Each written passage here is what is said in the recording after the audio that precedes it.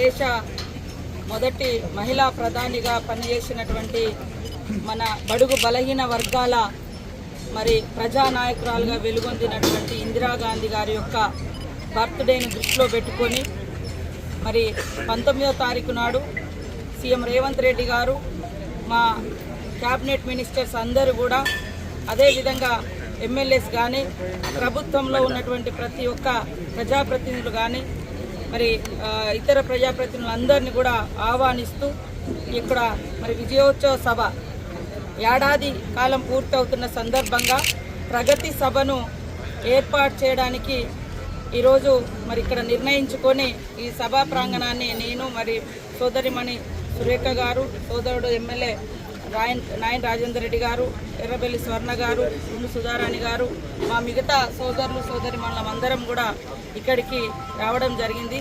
Hanamkonda arts college అనేది ఇందాక Surekha madam చెప్పినట్టుగా, సురేఖక్క చెప్పినట్టుగా ఒకనాడు బీసీ గర్జన, ఆ తర్వాత రైతు గర్జన, ఈరోజు మొదటి ఏడాది మరి ప్రజాప్రభుత్వం కంప్లీట్ చేసుకొని ప్రగతి పదంలో ఏడాది మొత్తం కూడా నడిచిన సందర్భంగా నిర్వహించుకుంటున్నటువంటి సభకు అశేషంగా తరలి రావాలని ప్రతి ఒక్కరిని కోరుకుంటూ, ముఖ్యంగా మహిళలను సంబంధించినటువంటి ప్రగతి నివేదికగా ఈ సభ జరగబోతుంది.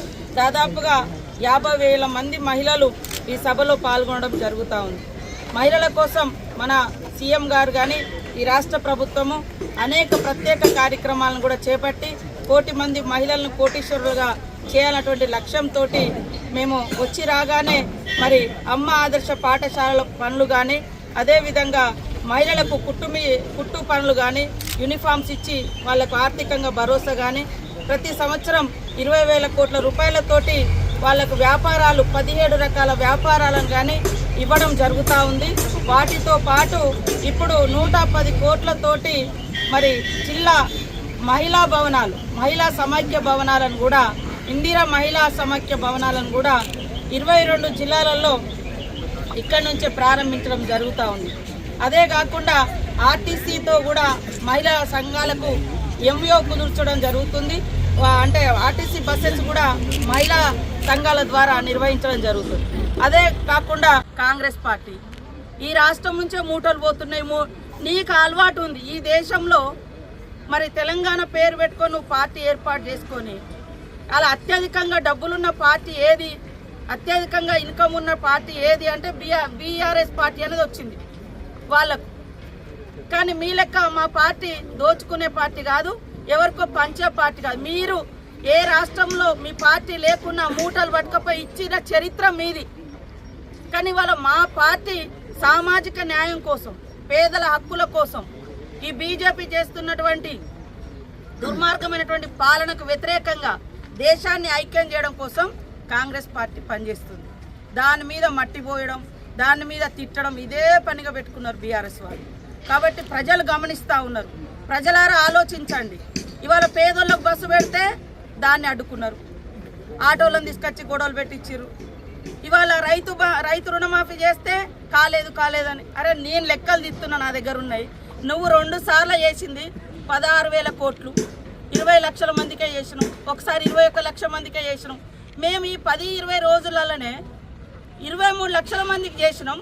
ఇంకా కొన్ని టెక్నికల్గా ప్రాబ్లమ్స్ ఉన్నాయి, అవి కూడా చేస్తున్నామని చెప్పినాం. ఇంకా December 9th వరకు మిగతా కూడా చేస్తామన్నాం. కానీ ఇంత కూడా ఓపిక లెక్క పట్టలేక ఏదేదో చేస్తూ ఉన్నారు.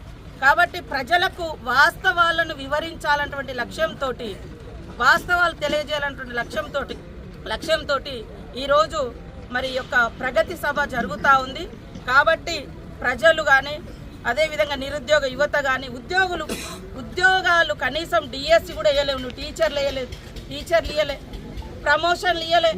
మేము ఇచ్చినాం ప్రమోషన్లు, 10 ఏళ్ల తర్వాత ప్రమోషన్లు ఇచ్చినాము. పిల్లలకు మెస్ ఛార్జీలు, డైట్ ఛార్జీలు పెంచినాము, ఉద్యోగాలు ఇచ్చినాము, ఉపాధి కల్పించినాము. ఇవన్నీ చేస్తూ ఉంటే ఓర్వలేక, తట్టుకోలేక అత్యంత దుర్మార్గంగా దుష్ప్రచారాలకు ఒడిగట్టారు. మొన్నటిదాకా పోలీసులను రెచ్చగొట్టిరు, పోలీసులను రోడ్ల మీద తీసుకొచ్చారు. ఇప్పుడు పోలీసులు దుర్మార్గులు, దొంగలు, లంగలు అని మళ్ళీ పోలీసుల మీద వీడియోలు పెట్టిస్తున్నారు. ఓకే, పర్టికులర్గా ఎక్కడైనా లోపాలు జరుగుంటే చెప్పండి, సరిదిద్దుకుంటాం. కానీ మొత్తం వ్యవస్థనే తిట్టే పని చేస్తూ ఉన్నారు. అంటే వాళ్ళు ఉన్నప్పుడు ఎవరు నోరు మీద పత్తు, వాళ్ళు అధికారంలో లేకుంటే మాత్రం ప్రతి ఒక్కరు రోడ్ల మీద వచ్చి కూర్చోవాలి, ప్రతి ఒక్కరు గొడవలు పెట్టాలి. ఇది వాళ్ళ సిద్ధాంతం. కాబట్టి వాళ్ళు కేవలం కాంగ్రెస్ పార్టీ ఈ రాష్ట్రం నుంచే మూటలు పోతున్నాయి.